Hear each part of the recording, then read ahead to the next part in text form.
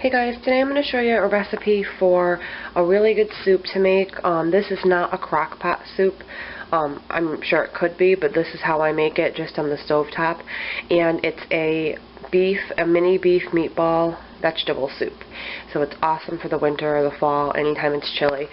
I'm just going to make some beef meatballs, really tiny little mini meatballs out of the beef, with the parm cheese and some egg, and I have some breadcrumb and some seasonings. I'm just going to chop up all the veggies and make the soup, and I will show you guys the steps along the way. So this is what we need. Okay, so the first step here for me is I have 3/4 of a pound of ground beef that I've put into a medium mixing bowl with 1 cracked egg, a few shakes of black pepper, about 1/3 of a cup of breadcrumbs, I have the Italian style, and about 3 tablespoons of Parmesan cheese. So I'm just going to mix all this together by hand and roll them into tiny little meatballs, and I will show you guys the next step. Okay, so I forgot to mention in the beginning, I tend to do this. This recipe is for 4 people. So obviously you can double it, but again, this is for 4 people.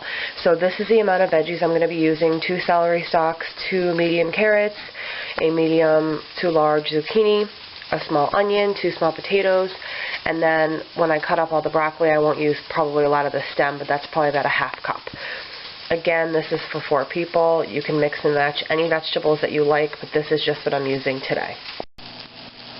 Okay guys, so I have my mini meatballs, my first batch, frying in a frying pan that was just sprayed with cooking oil. You don't want to add any extra oil to the pan because the beef has enough fat in it. So as you can see, again, I have my mini meatballs frying up. I could put more in the pan, but I don't want to crowd the pan because it will take forever to cook. So this is my first batch, and I will show you the process as we keep going.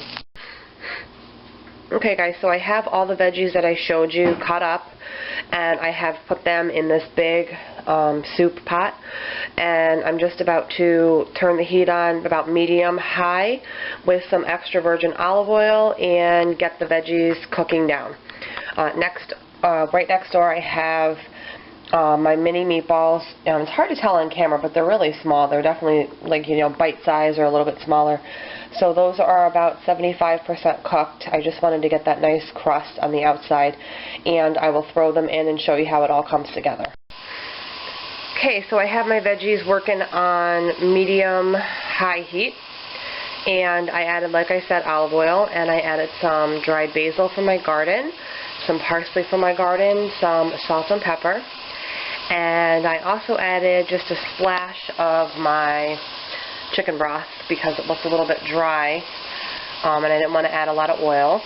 So I just have it cooking away because, especially guys, with the potatoes, as you know, they're a lot harder than, and the carrots too, are a lot harder than the squash and the onions and all that.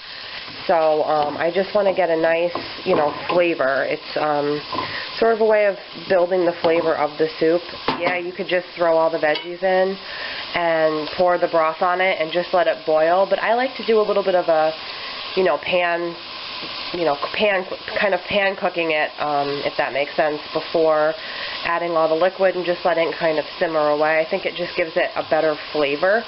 So this is where we are at right now. Hey guys, so it's been about 10 minutes total since I put the veggies in, and they're starting to get nice and translucent and, softening up a little bit. So I'm going to go ahead now and I'm going to add the rest of this 32-ounce packet of the chicken broth. I've already have about 2 ounces in here. So the pan's nice and hot, and you definitely want to hear a nice sizzle when the broth hits the pan. So I'm just going to get all of this right in here.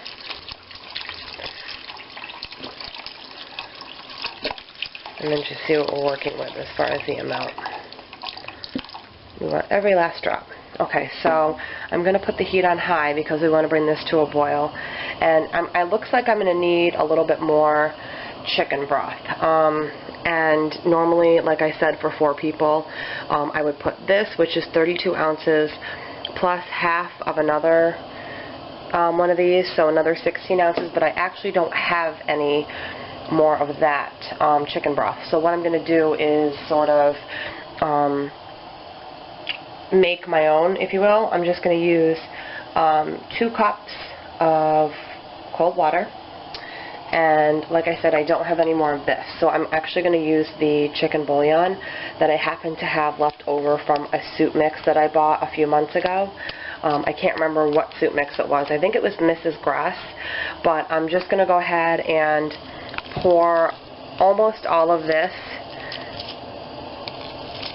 into the actual soup, so about that much, about 2/3, and then I'm going to put my 2 cups of water right in, and that's the exact amount that I need. So I'm just going to let this come to a boil, and I'm just going to give it a really quick stir. It's on high, so I'm going to let this come to a boil, and then I will show you what we do from there.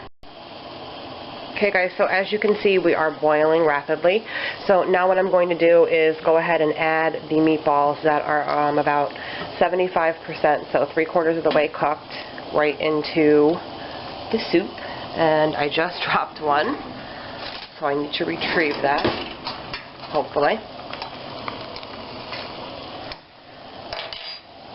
Okay, so I'm going to add all the meatballs.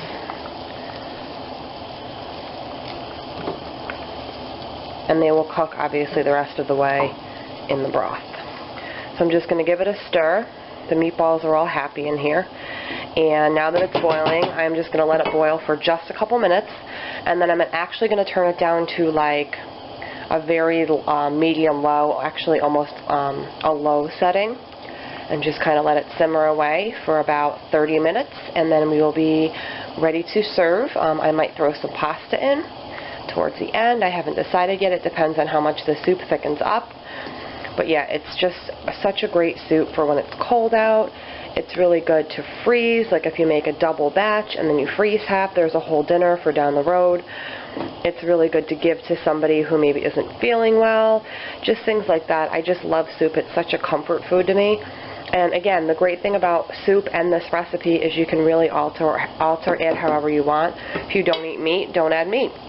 Maybe throw in a couple cans of beans, different kinds of beans. If you don't like beef, add some chicken. You can use sausage. You can really use whatever you have. So yeah, this is what we're going to do. I'm just going to turn it down now to a low setting, and I'll be back in about 15-20 minutes to show you guys how we finish it off. Okay, so the soup has been on a simmer just like this for about 15 minutes. It still has another 15 minutes to go. So I decided that I want it a little bit, I don't want to use the word thicker, but just not as brothy. It has reduced down a little bit since I brought it to a boil. So what I'm going to do is I'm going to add this spiral rotini pasta right here that I just had left over from a box that I made pasta salad out of. In this bag, I didn't measure, it looks like maybe, I don't know, half a cup. So I'm just going to go ahead and add like a handful, because as you know, pasta expands and it sucks up the moisture, and just a half a handful. So let's call that one heaping handful. Right into the broth, and for the next 15 minutes it's just going to slowly cook, and the pasta should be done, and I will check back with the final result. Okay, so this is the soup all done in my bowl, ready for me to eat. I'm just going to add a few shakes of Parmesan cheese on top, and it has thickened up perfectly, and I'm going to have it with some hot biscuits, and it's the perfect meal for winter. So I hope you guys all are inspired to make your own soup, and have a great night.